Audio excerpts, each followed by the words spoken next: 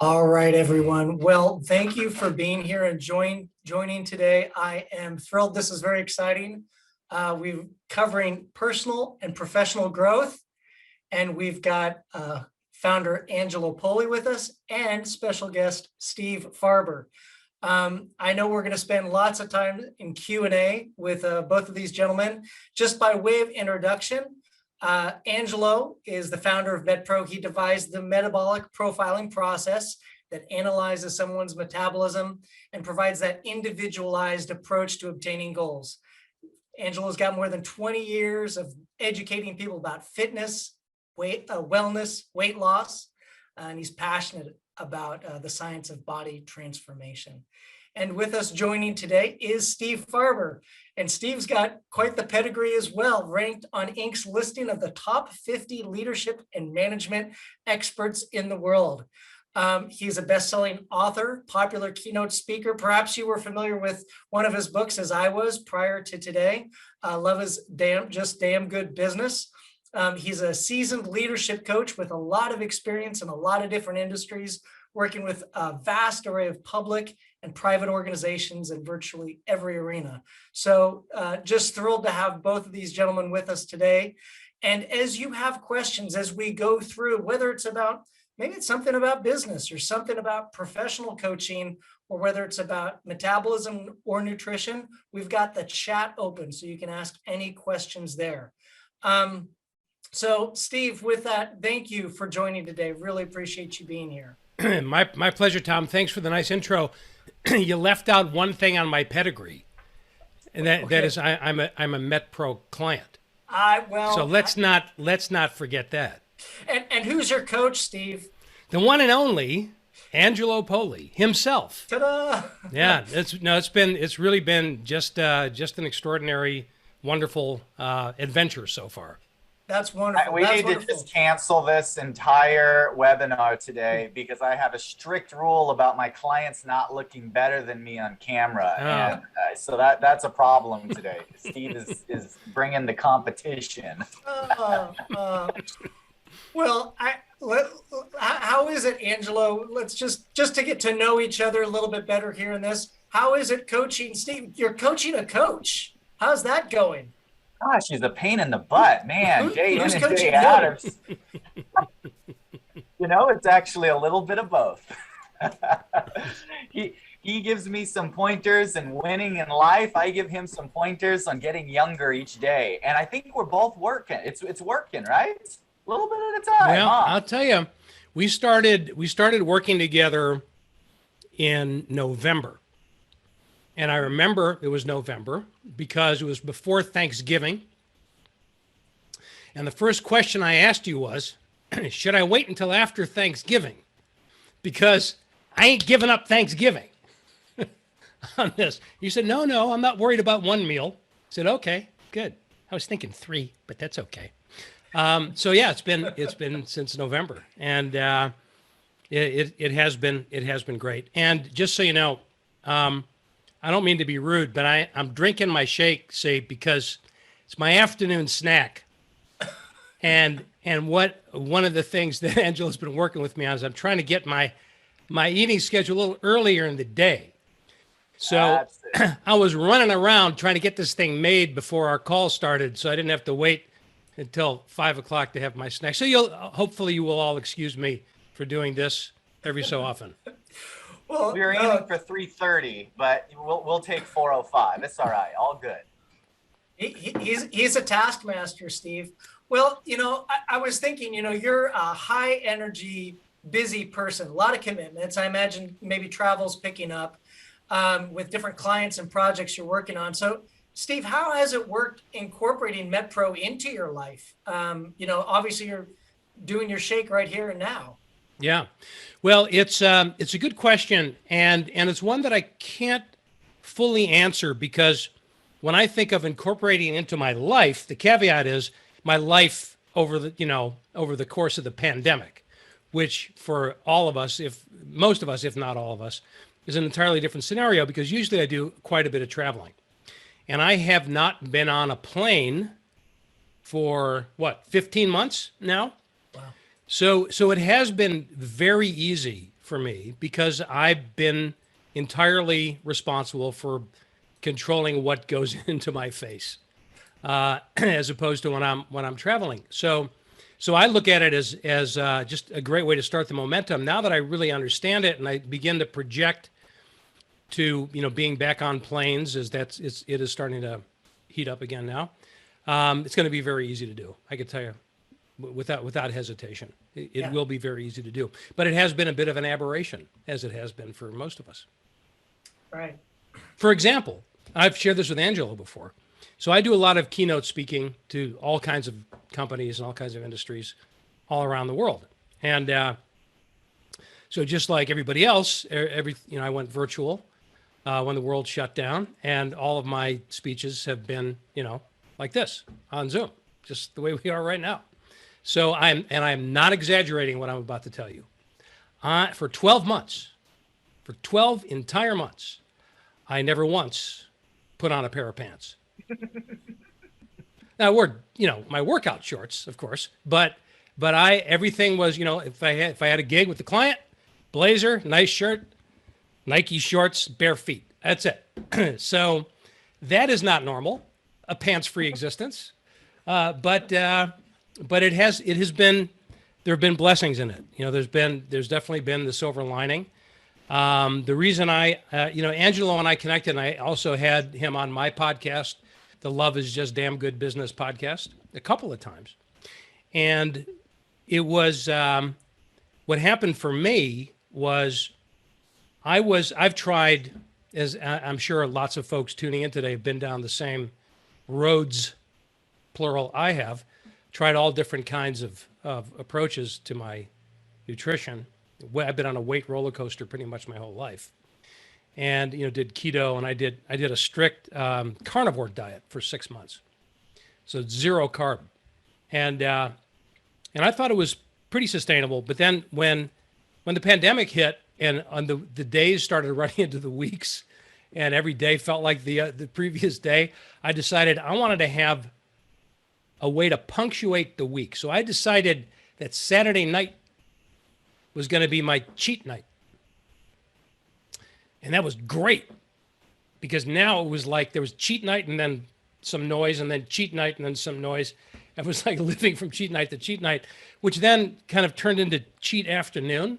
And then it was like, well, might as well make it cheat weekend. And remember, this was the pants-free era. So, I wasn't getting on the scale. And then one day I said, this is something just doesn't feel right.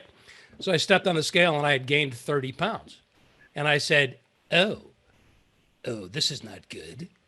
And that is about the time that I was introduced to Angelo by my friend Adam Markell. And that's what got us started down this path. So that's all gone now, that extra 30 pounds, I'm happy to say.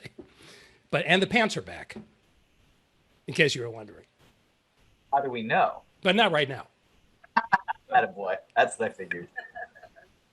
That it has been a whirlwind for all of us, and especially when you go from traveling all the time, and so frequently with your speaking engagements and such. I'm curious, I know you write a lot about, love and culture. And I think many of the people that are on the call today are involved in the business community to one extent or another. How have you seen companies effectively implement love? And maybe you want to explain what love is, for a little bit for the group that haven't read your book or heard your podcast. How have they implemented love effectively in this kind of remote and distributed environment? Sure. Yeah, it's a great question. And it's really the question that I, in some ways, answer for a living. In other words, first of all, let me frame up what I mean by love and what I don't mean by it, because we're not accustomed. First of all, let's just acknowledge we're not accustomed to using the word love and business in the same sentence, most of us, and it makes some people squirm a little bit. There's a tendency to kind of brush it all off as, and I can say this because I live in California. California touchy-feely hoo-ha crap. So I want to be clear. I'm not talking about love as kumbaya, love as a flowery sentiment. Not that there's anything wrong with that, but love in the context of business is about setting higher standards, first of all. Contrary to what you might think just out of the gate, it's not about just making sure that everybody's happy and smiling all the time, although there's nothing wrong with that either. But it's about, first of all, from a business standpoint, whatever business you're in, the reason you're a business is because you have customers or clients. And you simply cannot have a competitive business unless your customers love what you do for them, period. Because anything short of that means I'm satisfied. You're okay. If I think you're okay, well, I can find lots of places that'll deliver the same thing, product or service, and I'll be okay with. But when I love what you do for me, when I love the impact that you have, when I love the experience of doing business with you, that's where the payoff comes from. That's where I'm more likely to stay with you, talk about you to other people, and of course, spend more money. So from a business perspective, we want our customers to love us. And I think that is inarguable. I could be wrong, but I think it is. But unfortunately, that's usually where the consideration stops. So we have to break it down. And the question then is, how do we make that happen for customers or clients, whether I'm a business of one person or 100,000 people? How do I make that happen for clients in a meaningful and sustainable way over time? And the only way to really do that is to create an environment or a culture or a team, whatever the scope is, that people love working in. If I don't love working here and with these people, it's very difficult for me to create that experience for a customer. And to back it up one more step, there's really no way for me to create or contribute to that kind of environment that people love working in unless I love it myself first. So it all becomes very personal very quickly. So then the question is, what should love look like? And that's kind of what you were asking, Tom. What could or should love look like in the way that we do business? And that's the question that I would ask each of you to consider, either from the standpoint of your business, if you're an entrepreneur, or the business that you work in, if you work for somebody else. What should love look like in the service that I provide? To ask yourself that question. And you notice that it's a challenging question. So right away, right out of the gate, it raises the bar, it raises the standards. It's a very different question to say, well, what can we do to improve customer service? Well, that's nice. But when we change the question and ask, what should we do to better show our customers that we love them, that demands a different kind of an answer. So the answer can come on the level of a company, system-wide, and it can also be something that we deal with individually. So I tell lots of stories, I've got lots of case studies. I'm happy to give you an example or two, but I thought I'd let Angelo get a word in before I go too far down that path. Well, now that you've framed out love, which is, great, you define that like as a competitive business advantage. So Angelo, to you, I'm going to, you work with a lot of executives, and maybe there's some executives, business folks here on the call. I know that we don't get a personal and a professional life, right, Angelo? We're just kind of an integer. We're a person. And so how have you seen somebody's wellness in the business community kind of affect their ability to actually love in the workplace, right? Because if somebody's dealing with brain fog and low energy, and a struggling metabolism, a stubborn metabolism, it translates into the workplace. What have you seen, and any recommendations you might have on that point, like a shake at 3:30 in the afternoon? So, and I think, Steve, I don't remember whether this is our first or second podcast, but we actually talked about this. So I'll comment on from the perspective of our clients, our entrepreneurs, our professionals, and just our everyday folks trying to enhance their lives. And then from the perspective of more personal, my belief in our company and how we enact that. But first, it's fascinating. They've done research where psychologists have went to, in this one particular research study I'm thinking of, it was a youth women's track team, and they looked at, they went to the coaches and they looked at the running times, for the sprint, the 400 meters, the hurdles, yada, yada. And they said, okay, based on the times, we predict that here's how the rankings are going to fall in competition. And then the psychologist, without looking at any of that, interviewed each of the female athletes. And they were looking at the psychology of both self-worth and hopefulness. And measuring just those two things, guess which was a more accurate predictor of outcomes? The actual running times, the statistics from the coaches, or the hopefulness and self-worth? It was the hopefulness and self-worth. And that absolutely translates over into every aspect of what we do when we're taking care of ourselves. And that's interesting, because that doesn't mean someone else's version of what taking care of yourself means. It means your version of what taking care of yourself means. But you know what? We like to see progress. You know why people throw in the towel and take care of themselves? Because they know when they feel better, they have more to give to others. They have more to give to their family, they have more to give to their friends, and they have more to give to their business and business associates. But why do we throw in the towel? Because I tried it, I did this for a week, and I didn't see results. That's why. Because when our efforts are not met with a tangible, measurable progress, it's very frustrating. So that's where having strategy, and now switching internally, having empathy and understanding and concern for the clients that we spend day to day with. We talk with these people, we get to know these people, we laugh with them, we cry with them, we make fun of them mercilessly like I do with Steve. These are people that we spend our lives with, our clients, when we're coaching. And so I used to have this exercise that I would do, and this is going back years now, but you'll get a kick out of this, Steve. I would have my coaches write on the board the clients they think are doing best. And I said, I don't mean pounds lost or bench press, or just clients who are doing the best. Write their names on the board. I want you to write your top 5. And now I want you to write the 5 clients you feel like you love the most. Guess what? Always lines up every time. So you want the rest of your clients to get that kind of result? Guess what the trick is? I know this guy, Steve, that can tell you all about it.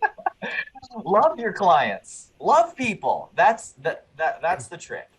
So I'll give you an example of that very thing in an entirely different business. So this is a woman I met a number of years ago.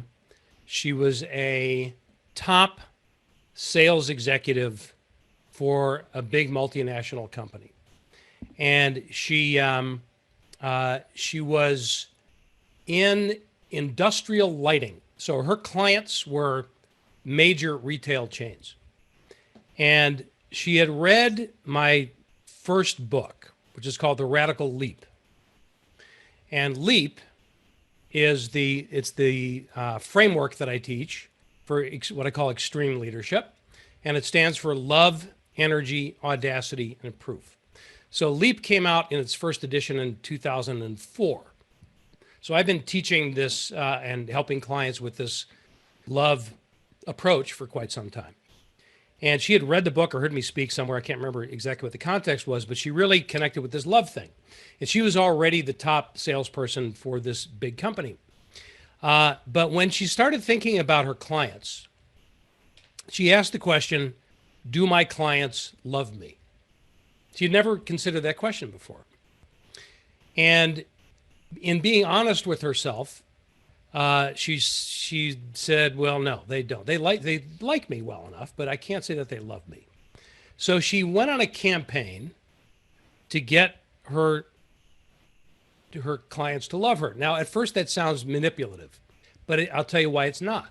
Because she started with exactly what you just said, Angelo. She said, where I have to begin is, first I have to ask myself, do I love them? And how do I show it?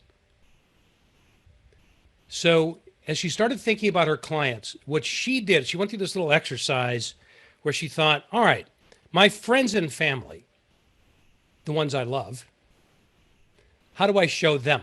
What are the things that I do with my friends and family that show that love? She said, well, when I see them, I give them a hug, for one thing. But I know what's going on in their families. I know what their challenges are. I know what their dreams are. I know what their relationships are about. I know, what they celebrate and what they grieve for. And so she made it. She just kind of went on a campaign to learn all of that and spend that kind of time with her clients, who she saw quite frequently at trade shows and whatnot.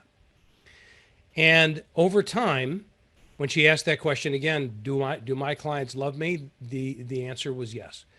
Completely changed the relationship with them. Now, I'm a business person. She's a salesperson.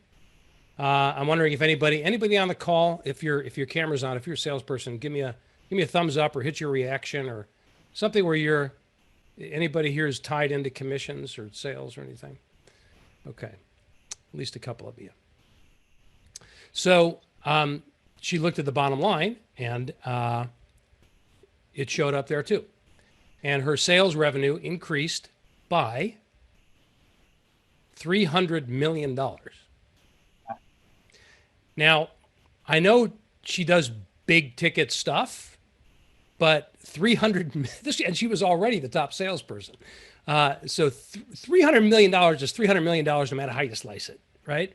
And it was because it was authentic. It was because it came from the heart. And it's just a great example of why love is just damn good business. And love is not about pretending. It's a real thing. And it's one that we can easily tap into because the vast majority of us, and I'm not going to claim that's true for all people in all circumstances, but the vast majority of us, we know what that is. We don't have to define it. We don't have to get caught up in the semantics. It's an experience that we know when we have it. So we all have access to it. It's just that a lot of us have been trained either consciously or subconsciously that is not something that you do at work. That is not something that's appropriate in the context of business. And obviously there is an inappropriate application for this, in some nearby neighborhood, I suppose. But I appeal to your common sense here. It's the kind of love that you show to other human beings because you value their being on this planet with you. And it's powerful. It shows up. It comes right back in all the things that we measure as business people, right down to the bottom line. That love is expressed both externally as in a sales transaction. It's expressed internally. You talk about cultures and those kind of I know that's something that we've tried to do here at MetPro. Like, how do we express that love, to one another as a team, right? And then truly, it hopefully comes through in the coach and client relationships. We even talk about that from the engineering perspective. When we have one of our engineers coding a button or making a drop-down list or something, they're creating an experience that somebody's going to use, maybe a month or 2 months down the road. They're designing those experiences. So it's backed by love. What is best for that, person at the other end of that mobile device that's going to be using that? Exactly right. And that's my point, Tom. It's a very high standard when you're, like you guys have done, have been working on for a long time and launched not too long ago, an app, for example, right? So it's easy to say, well, let's make an app that, that people can figure out and can use and get value out of. Well, obviously, that's what you want to do. But if the standard is people should love using this app because of the impact that it has and its ease of use, and there's something about it that's pleasing to the senses. That's what UI is all about, right? That user interface kind of exploration.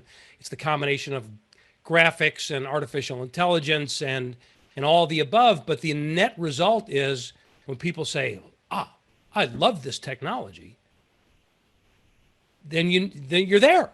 Yeah. But if that's not what you're going for to begin with, the only way you're going to get there is by accident. And that rarely, if ever, happens.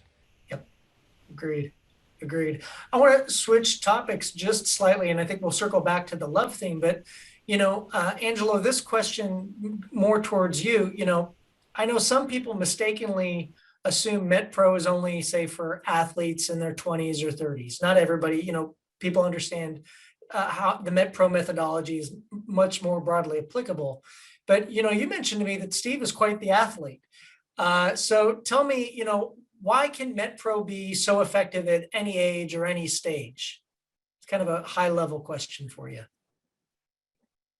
So we're all athletes. We're all low level athletes for life, right?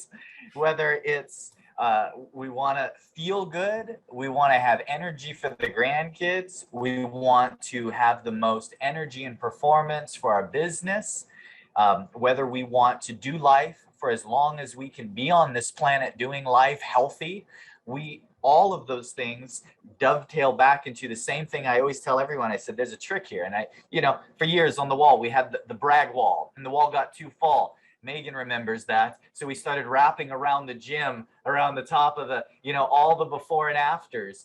And so people come in and ask me all the time, I want to look like one of those athletes, one of those before and afters. How do I look like one of those athletes? And I said, it's simple. You're going to be an athlete. You ready? Here we go. Step one. So it starts with literally step one. You're not going to be that, track star end of the first week. But what does being an athlete mean to you? What does becoming a little bit more athletic, a little bit healthier mean to you? So we talk about weight loss the majority of the time. It's not that most of our clients call me up and say, Angelo, I know what your company does. I know what you specialize in. Help me lose weight. We do get that. It's that I want, and then they list off some very particular things. Now, everybody in their mind is playing out that list of things they want. Now, I'm going to be a mind reader for a second because I've heard this story a couple times. And a couple of those things is more energy, longevity, and performance. But you know what one of the stops along the way typically is I want to be at a different weight. By the way, it's not always weight loss. I get people call me all the time saying, help me gain 10 pounds. I'm eating everything plus the kitchen sink. And we all know a few people like that too. So it really can be any direction you go. And they're all asking the same thing. I am willing to put in effort. How can I direct this effort strategically to get a predictable outcome? And oh, by the way, I'd really like if somebody who has some experience doing this can help guide me towards a good goal and a good outcome. I know generally where I want to go. I just mentioned some of those things, but I want someone who's done this day in, day out for years or decades to look at me, evaluate what I'm doing, and share with me their vision, what I could accomplish and what I'd have to do to get there.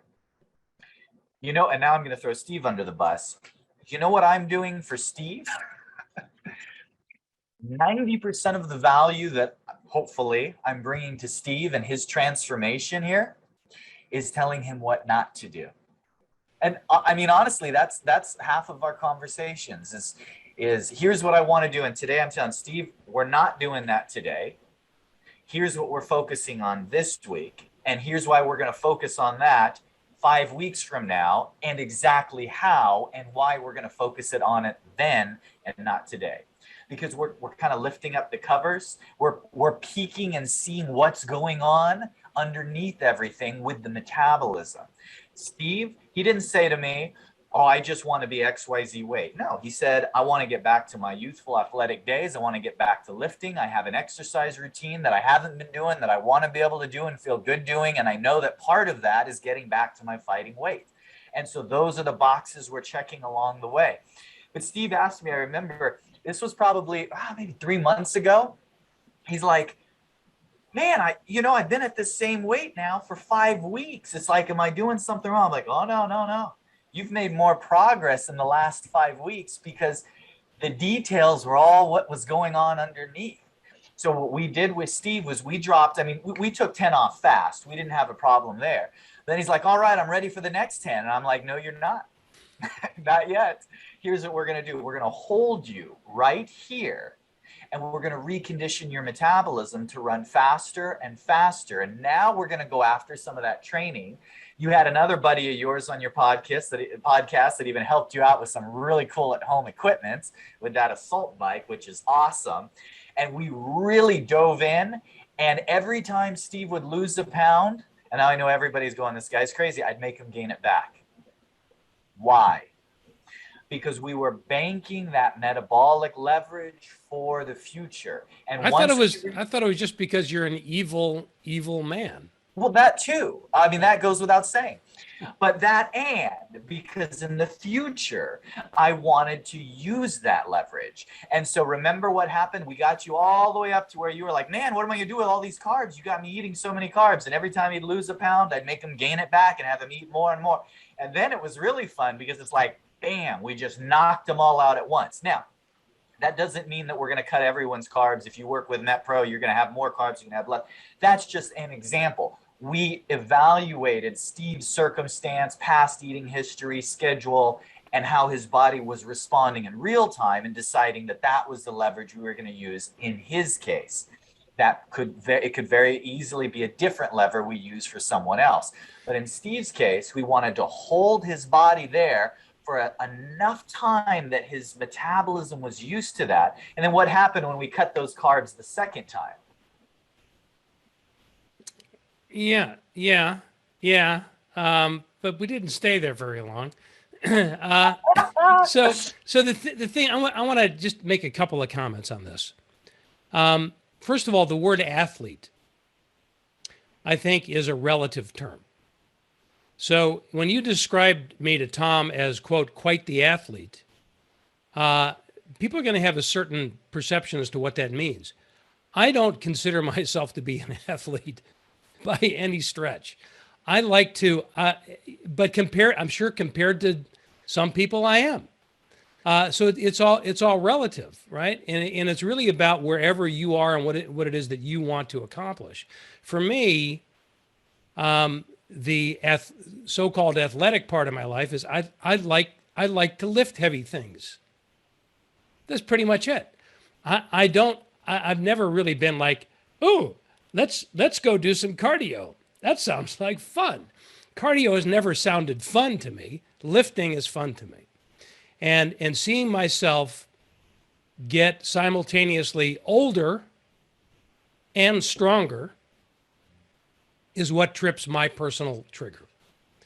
So as I got into my late 50s and started setting personal records on the bench press and the deadlift, I thought, I'd like to do this forever. If by the time I'm 100, maybe I'll be benching 400 pounds. I make him deadlift 5 pounds for every year old he is. So, you Right. know, by the time he's 100, he's really going to be strong. But my point is that's to me, that's athletic enough. Whereas for other people, being an athlete is, working out hours a day and competing and all of that. So I just wanted to be clear that what I'm really loving about this approach is that it's not about living up to somebody else's definition of anything. It's really about what it is that I'm trying to do, and I want to get lean, and I want to be strong, and I'm just like everybody else. I'm getting older, so I'm 63. I want to have 30 plus more years to look forward to, and I'd like to be active. So that's important to me. I also like to eat. And let me edit that. I'd love to eat. So There it is. So what happens, weekly with us, Angelo, you'll attest to this. It's Angelo, Saturday night's coming. Cheat me. Do I get to do a cheat this week? And then it's like a weekly negotiation. Well, what does cheat mean? Well, I mean, what does it mean? And do you get a cheat meal most of the time? What do you mean by a cheat meal? Well, let me tell you, it means even whatever the hell I want. That's what I mean by a cheat meal. But there have been some cheat meals that were, cheats with some parameters set, and others that are just eat whatever you want, depending on where we are in the cycle. So I have become used to that. And I, personally, I love it when we're in a stage where I get my cheat meal every week. And I also know that there'll be times where I won't. But I'm seeing the progress over time. And again, my point is to all you guys that are listening, is that it's about me. So your experience is going to be different with your coach. I mean, maybe what will be similar is that maybe there'll be some negotiating. I don't know. It kind of depends on how attached you are to certain things. But it'll be about helping you to achieve what you want to achieve. And any great coach, I don't care what the scenario is, if you're coaching executives like I do, or working with companies like I do, or you're working with individuals on their nutrition like the MetPro coaches do, or you're a life coach, any kind of coaching, any kind of good coaching is about helping the client get what they need and want. That's what a good coach does. And it just seems to me, and I'm certainly not an expert, but the MetPro approach is intrinsically built that way, as opposed to others, which is how do we force fit you into this particular system or paradigm. It's more like, what is it that you want, and let's figure out the best system or paradigm that works for you, and that might change as we go along. Is that an accurate characterization? I'm going to start a slow clap. I mean, yeah, absolutely. I know that we deeply care for our clients, and people are individual. We recognize that both as their just personalities, their gifts, their talents, their abilities, and where they are in life at the different ages and stages. And because of that individual life, we do care for them that way. I have joked with people that computers are just a big excuse to get to work with people and to serve people. And so, it would be great if we could all be in a room together kind of thing. But, here we get to use Zoom as a piece of technology, as a means by which to serve. There's a question that came in and a comment, and I really appreciate that comment, Lynn. That's very kind, and thank you. One of the questions that came in was in regard to weight loss. And, as we're talking about love and we're talking about this journey, sometimes we might wake up in the morning, an individual might wake up in the morning, not feel so great, maybe not like the way they look or some attribute. What suggestions might you have? And I'd actually pose this to both of you. I'll go first to you, Angelo. What suggestions might you have for improving self-esteem or improving kind of mental well-being on the journey? Because it is a journey. It is challenging. Progress isn't always seen every day. So what suggestions would you have for that kind of mental and emotional, spiritual well-being? And then Steve, I'd also ask you the same question after Angelo answers. Man, I think that would be an entire discussion in itself. But what I'll do is I'll comment on one tidbit of that, just one small piece of it. And so take it for what it's worth. Hopefully this will help a little bit. I've been doing this 20 years. I've had the privilege of working with, in some capacity, over 20,000 people. Yet I am still waiting for the client who comes up to me and says, "Thank you, Angelo.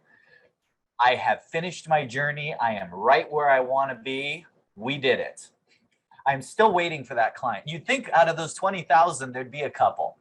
So you have to find the satisfaction and joy in the journey itself, because there is no end to that journey. It's simply getting to another season, another spot, and then it's deciding what your priority is in that new season of life and that new place and that new goal that you have. Now, to be more specific, of course, we would have to know about, okay, now what's the practical side of moving the dial in the direction you want? And that's going to depend on a host of different factors that we would want to get to know about you. But big picture, from my standpoint, the psychology is to look at it as an always evolving journey and find the way to get the most out of it, the most satisfaction, and loving yourself along the way for that journey. Yeah, and I'd say it's a really important question, because if you go back to that little breakdown that I shared with you before, want our customers to love us, so we need to have a culture that people love working in, That means I need to love my work. In order to make that happen, the next step is I need to love myself. If that's not there, the foundation is not particularly strong. So how do we get there? And it's interesting, but I don't claim to be a psychologist, but it seems to me that for most people, that's the hardest part, and that's ironic to me, because for some people, for many people, it's easier to love somebody else than it is to love themselves. It's been very interesting in the days of Zoom, where we spend actually a lot of time, at least in our peripheral vision, looking at each other, looking at ourselves. Looking at ourselves. Right now, you can see if your camera's on, you can see yourself. And I'm online all day long with clients and the like, and I'm looking at myself all day. It used to be hard for me to look at myself in the mirror. And there's something about there's that introspection that needs to happen, where we need to give ourselves permission to love ourselves. No matter where we are, because we all have we're all going to find stuff that we don't like, things that we want to change. And so, speaking for myself in this journey, I think I do pretty well at the self-love thing.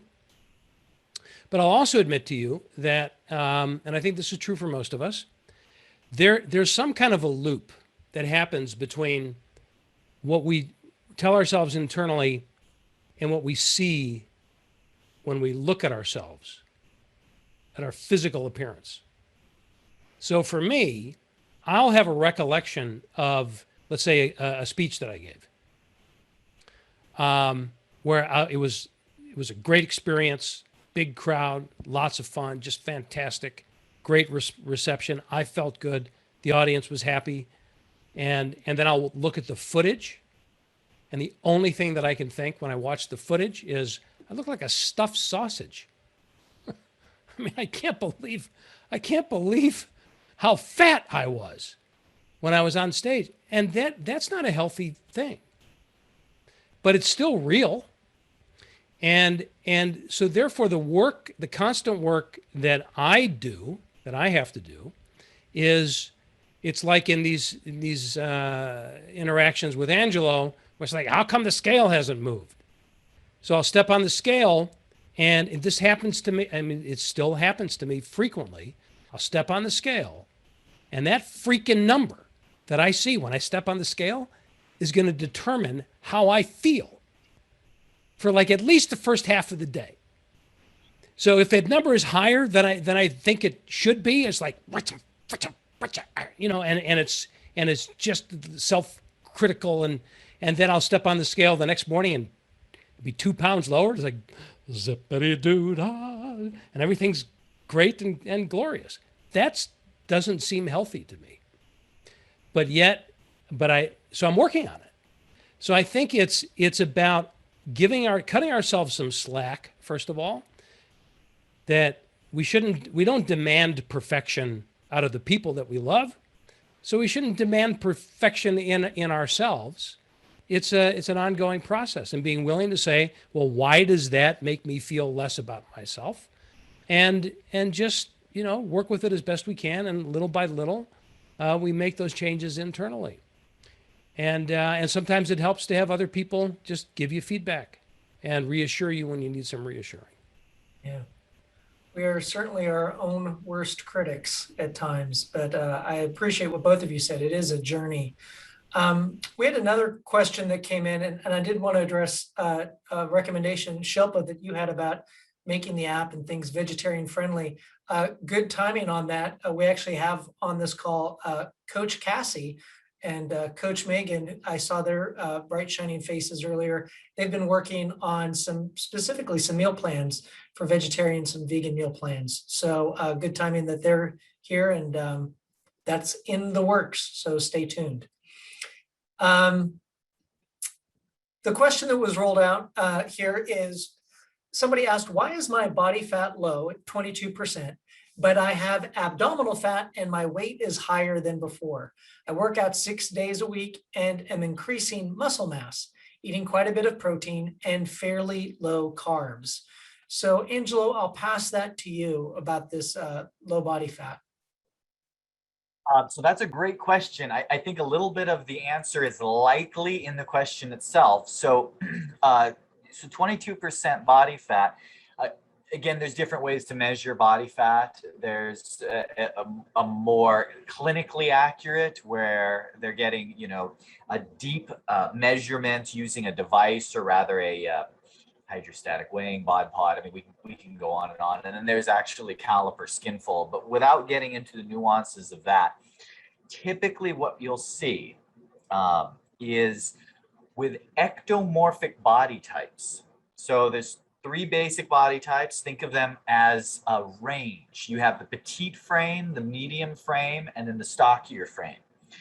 With ectomorphic body types, typically your body fat percentage is lower overall, but it has to be lower than other body types not to have any particular areas, such as abdominal fat, which is really a very common one to store body fat, versus other body types who may carry their body fat more evenly throughout them. So for ectomorphic body types, a great strategy is to keep doing resistance training, which will build up arms, legs, musculature, while all of the good routine for fat burning and bringing your body fat percentage down. But don't worry so much about the body weight on the scale, because you may very well be building muscle in the process. As long as your overall body fat percentage is good and going in the right direction, it's a good indication that you're on the right track. For mesomorph and endomorphic body types, that's more of a, like my typical answer to every question, it depends. So we would look at your specific scenario, what you're currently eating, your current training strategy, your body type, and where you carry your body fat. And we would want to craft a multidisciplinary approach that's going to consider nutrient cycling. Here's the meal plan now. Once we reach this level, here's what we're going to shift towards, and here's our goal that we're looking at over time with your training strategy, and the whole works. So I hope that helps a little.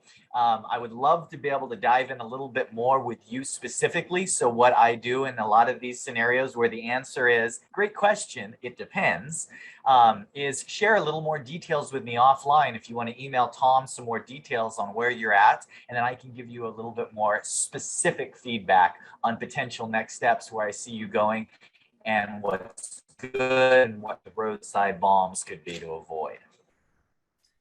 Thanks, Angelo. So here's a question to kind of get a sneak peek into the coaching relationship between coach and coach here with Angelo and Steve. Steve, I imagine you're going to go back out traveling more soon. You're going to have to put on pants, just as a reminder. And when you go back out on the road, I imagine, Angelo, you're going to be talking about tips and tricks for traveling, and practically eating and exercising.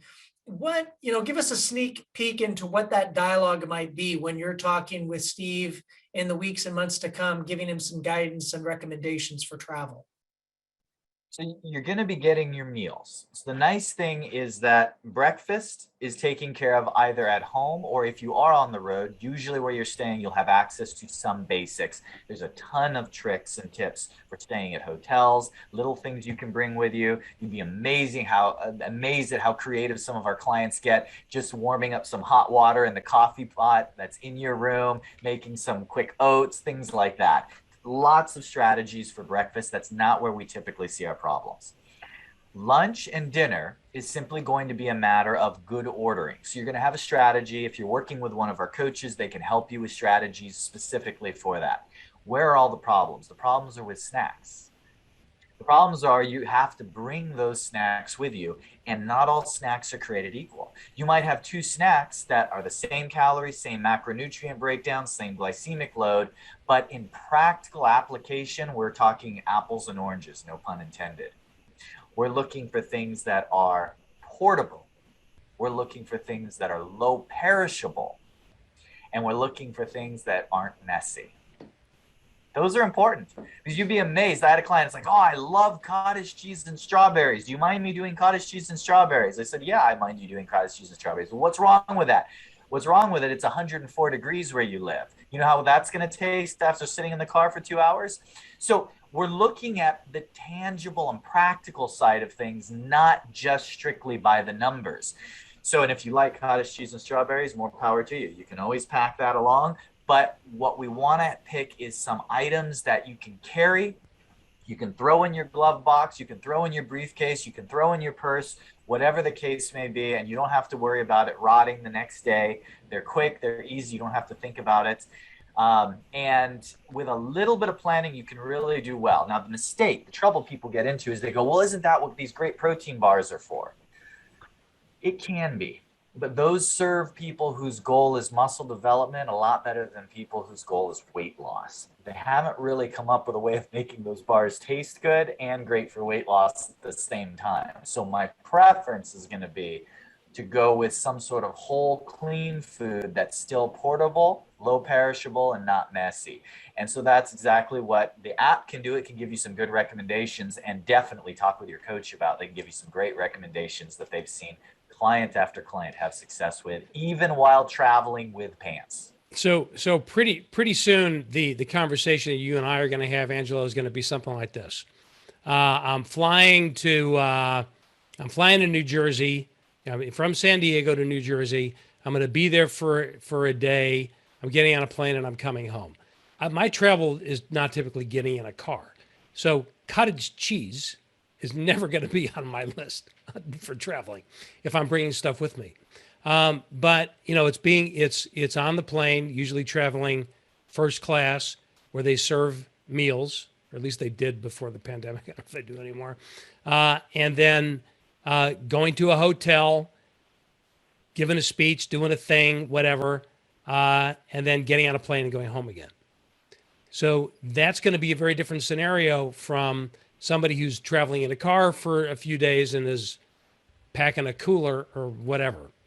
So my understanding is that you guys will even go so far as to look at the available menu at the hotel I'm staying at, et cetera. Again, I haven't had this experience yet. So what is it that I'm going to look forward to? So in that case, what we're going to do is we're going to have you give us your itinerary. Where are you staying? And it's actually it's not rocket science. It's not that hard. The coaches, we do this day in and day out. We don't have some special map. We get on the Google and we look up the restaurant. But the thing is, that's the hard part, that a lot of people, it's barrier of entry. It's too many options. Well, what do I order? What do I do? I don't know where. If you don't have to think about that, you have a game plan. Now, we're not going to be able to remove every variable. You're still going to have to apply some just sensible choices and make some audibles on the fly while you travel. But if you know, hey, by the way, this hotel that I'm going to, not going to change my breakfast. We already have that. We're going to still do my shake, or I'm still going to do my XYZ. Hey, by the way, I'm going to bring those easy oats and I'm going to throw them in the coffee pot, and I'm going to still have my normal oatmeal. Hey, by the way, I'm going to bring my jerky and almonds, and it's not perishable. I can even throw them in my backpack or my suitcase. And oh, by the way, this restaurant, or rather this hotel that I'm staying at, here's the menu. And we already know that on that menu, they always have omelets. Hotels love omelets. They always have omelets, and they always have a veggie omelet. We're going to do the veggie omelet. We're going to pass on the bread. We're going to do a veggie omelet, and you're going to get extra veggies in it. And they always serve it to you, and it's about this big. So I'm going to tell you in advance. We're going to cut it in half. These are just little tricks that it's not rocket science. It's just we've done this a million times. We know where the most likely wins are going to be. We're prepared for them. And we're going to figure out what is the 80-20 rule. Where are the biggest wins going to be? Where are the biggest roadside bombs? Like, hey, there's 3 different restaurants. Which one should I go to? Well, I'll tell you which one you should go to. You're going to go to the American steakhouse or breakfast house or lunch place. Is there anything wrong with any other food? No, I love ethnic foods. It's my favorite. The thing is, if you go to the steakhouse, I know when you order XYZ exactly what you're going to get. So that's what I'm going to recommend for this time. Same thing with the hotel room service. Same thing with the snack bars. There's certain staples that are there. We know they're there. We're going to utilize them. I worked with a guy, and this was my one write-up in the Wall Street Journal. I don't have the opportunity to deal with the Wall Street Journal that often. Now, Sports Illustrated, Men's Health, okay, that may be a little more often. But Wall Street Journal, well, I was working with this guy who, the investor in his company, wanted him healthy, and he needed to lose a few pounds, bring that blood pressure down, et cetera, et cetera. So she had him work with me. And he said, great, I'm willing to do whatever it takes. Here's the problem. I'm in a plane 25 days out of the month. How are we going to do this? It's nearly impossible. He wasn't exaggerating. This guy was literally in a plane 25 days out of the month. He had this big company he's running. You know what? On the corner across from every other corner is a Starbucks. You can always find a Starbucks. And I got the Starbucks menu, you know, that we got by heart. And so we made a meal plan based off of he's going to find certain items at Starbucks. At that time, he was getting the box with the boiled egg and the cheese and the grapes, and he was eating the eggs and the cheese or the hard-boiled egg and the grapes and bringing the cheese as part of his snack. And was it perfect? No, but you know what? He lost the weight. He got his blood pressure down. He did 10-minute workouts in his hotel room without any equipment. So it might not be pretty. With the right strategy, we can get it done. You will too, Steve. I believe you. And if I could say, because I know we're running up against the clock, kind of back to the love thing. I have never met anybody who loves this work more than Angelo. I mean, you can hear it. You hear it just now in these few minutes. It's like that every time we talk. It's like when I have a question, you just did this a couple of minutes ago, you rubbed your hands together. It's like, I got the answer to this one. It's like he's always rubbing his hands together. Ooh, I love this. He loves this work so much that it's no surprise that you have the energy that you do around it, and that you built a company, and you guys have all built a company that emulates that. It's really inspiring to see. Thank you. Very, very true, Steve. I agree with you. Well, as we come up on this close, Steve, thank you for the books you've written. I mean, I follow your podcast. I've enjoyed your written works. For the group here, what's the best way for someone watching to find out more about working with you and about what you're doing? Yeah, stevefarber.com is the place. And on the website, you know, we started something a couple of months ago called the daily audio message from the Extreme Leadership Underground. So it's a daily message, less than 2 minutes long, on audio. You just click the button and listen to it Monday through Friday. Of all the content that we put out and all the things I've done over the years, I get more great feedback on that than anything I've ever done. So you can sign up for it on the website. And then the usual haunts, Instagram, LinkedIn, Facebook. If you can remember my name, you can find me. I'm there. Excellent. Well, Steve, thanks for joining us today. Definitely appreciate it. Angelo, thank you as well. Appreciate it. And I will say, I really love you guys. Thank you very much. Thank you, Tom. All right. Been a pleasure. Thanks, everybody. Goodbye, all.